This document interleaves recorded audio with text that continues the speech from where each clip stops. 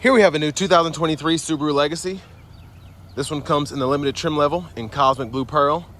And then we have gray perforated leather interior. Now the powertrain is going to consist of a 182 horsepower, 2.5 liter naturally aspirated boxer engine. And that 4-cylinder is mated to a continuously variable transmission, Subaru's Lineartronic CVT. As we come around to the front end here, we do have LED headlamps along with LED daytime running lights and LED fog lights. And the lights don't flash like that. That's just how my camera's picking them up. But love the look for the new Legacy. Kind of reminds me of the new Outback. So I love how Subaru's going with this kind of futuristic look. And then over here, we have 18-inch aluminum wheels. We get passive keyless entry on the front doors. And then we have our memory seat functions here. Just hit set and then hold it when you want to set.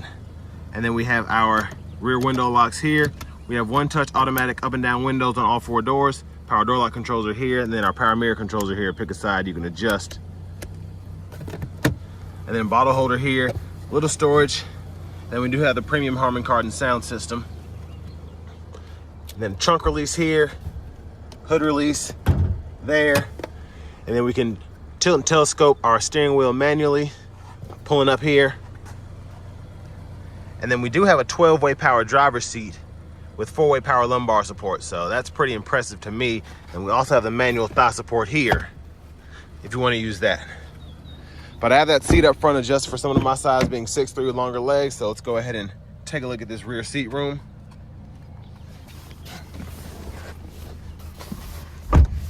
So not bad leg space.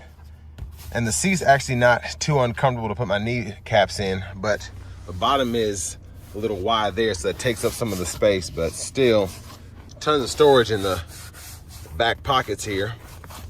And again, sitting like this, I have about an inch or 2 of headroom, so I'm not really tripping there. And our grab handle here, we can put a hanger there if we need to. But our rear AC vents are here. We have 2-stage heated outboard seats, and a USB-C, USB-A charge port duo there. And then this middle seat does fold down. Cup holders are here, or you can use it for an armrest. But let's go ahead and make our way towards the back.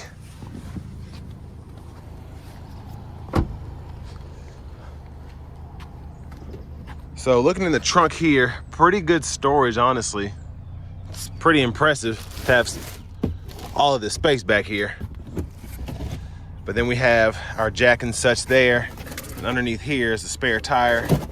If you ever need to get to that, that's where it is. And then I'm gonna pull this here. Hopefully that will fold down easily. And I'll show you how that rear seat folds. But there's look at the back end there. Again, I like the design. I feel like it's subtle, but still it looks super nice. But as we come around to the side here, fuel cap there.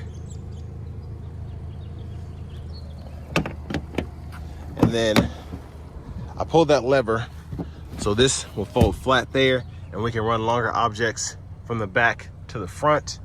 Top tethers are there. And then the anchors are actually hidden back here, which I like how they did that. But what's also neat is you can just hit this button and pull it, but you can also do it from the trunk. So I like that we have that flexibility. And then here we have an 8-way power driver's seat for the front passenger. Lockable glove compartment here. Pretty good storage size, actually. And then a smaller pocket up here. Additional storage on the side there. So I'm liking all the Easter egg storage pockets throughout this car. But coming back around to the front here, let's go ahead and pop the hood.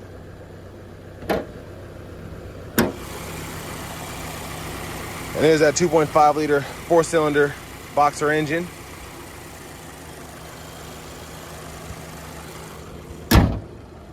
Let's go ahead and hop back in the driver's seat. And before we dive into the interior from the driver's perspective, let's go ahead and take a look at this window sticker. And I want to give a huge shout out to Daryl Waltrip Subaru for allowing me to review this car today. I'll leave a link below in the description for it, as well as their entire new car inventory. but this one stickers right at $32,891. And you all can pause anywhere you need to if you want to take a closer look at anything. But what impresses me is how much of this is from the United States and Canada in terms of the parts content. This is more than most American vehicles these days.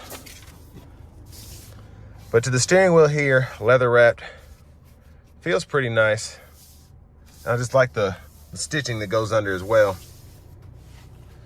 But to the radio here, we do get AM, FM, and XM radio. And you can go between your sources there. And then you can set your presets just by holding the button here. And then we also have Bluetooth audio, as well as Apple CarPlay. And then you can use certain apps here. And then you have the Android Auto setup as well. So car info here, I like this. Kind of shows you how the wheels are turned. And then when you're going off-road with this all-wheel drive system, kind of shows you your dimensions there at the bottom. And then you can go to your maintenance here, and it shows you how long you have until you need to get the oil changed, so on and so forth. And the settings are here, so if you want to change your clock, the display, all of that. And then if you want to change your temperature units, go in there. You can go between Fahrenheit, Celsius. And then if you want to change your language, click right there, and you can do that.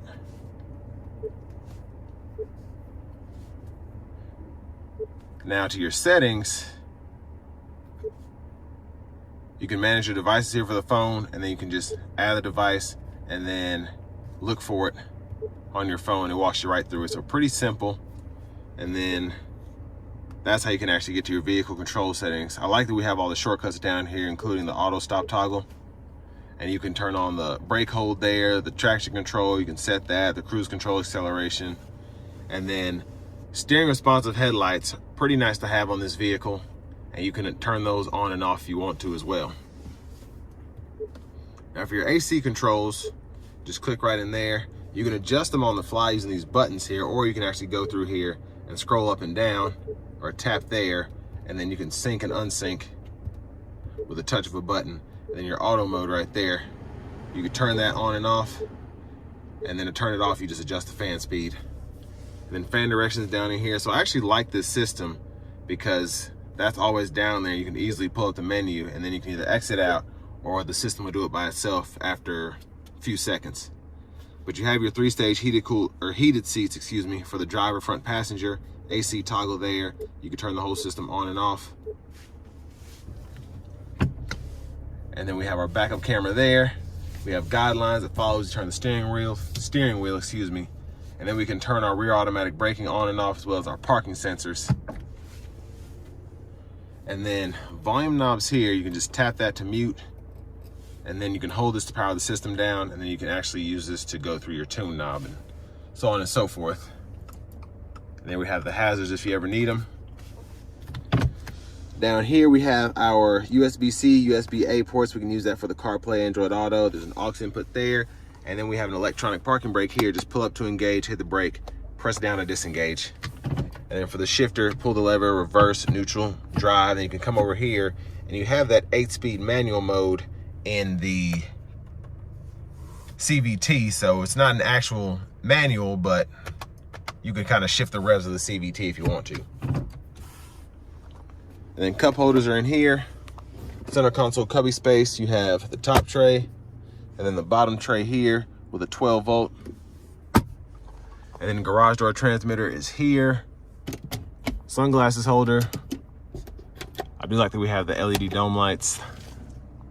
And there's a view of the back from up here. And then we have the LED lights there as well. So I'm glad they didn't try and go cheap with that. But headlamp controls are here. It's kind of a glare, but that's off, auto, corners, and then on. And then fog light toggle there. High beams, flash the high beams. And then over to the right side, we have our windshield wiper controls. So we can do one time, and then we have intermittent, low, high. We can adjust our intermittent wipers here. Pull up here for the front wiper fluid. And then going back to the steering wheel, we can go through our info on the middle part of the gauge cluster using this here. And then we have the sources we can toggle for audio here, track list or radio station presets we can toggle, and then our Bluetooth controls, voice recognition, volume. And then as part of our Subaru safety system, we have the adaptive cruise there, and then the lane centering, and we can adjust the gap for that adaptive cruise here. And then we can just set it normal there. Then we do have push button start. And then finally, here's the key fob.